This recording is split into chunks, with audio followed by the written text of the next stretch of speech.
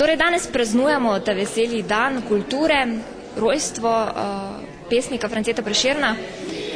Zanima me, kaj imate raje, slovenski dan kulture, 8. februar ali 3. december? Zelo težko bi vam odgovoril.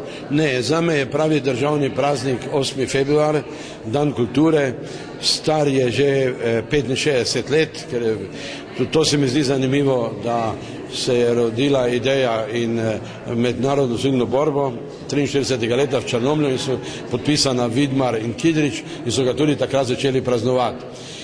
To sajanje, da smo nekrofilski, ker praznujemo dan smrti, se mi zdi nesmiselno.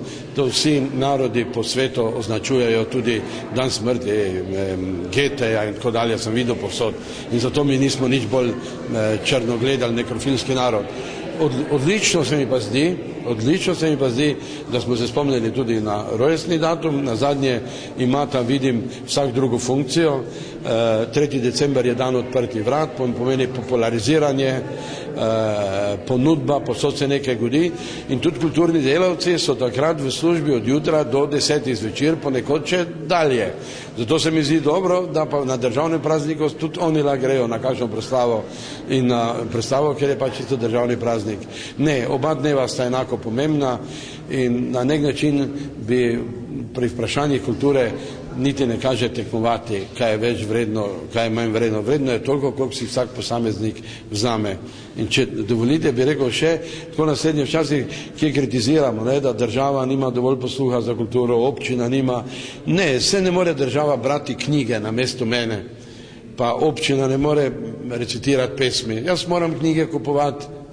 Drugo je, če je ena atmosfera, pa fajn je, če so tudi ti ljudje razsvetljeni, ki nas vodijo. Drugače pa vprašanje slovenske kulture je vprašanje slehernega, odgovornega Slovenca samega.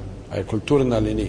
Mene z področja knjige žal uči naslednja izkušnja, da takoj poznam človeka, ki nič ne bere. Tisti vstane na sestanku in nikoli ne govori normalno, ampak zmeraj kriči. Vedno ima prav. On je nezmotljiv in vedno ima prav in potem takoj vidiš, to je človek, ki nič ne bere. Tisti, ki pa bere, pa dvomi, pa zna prisluhniti drugemu in govori kulturno.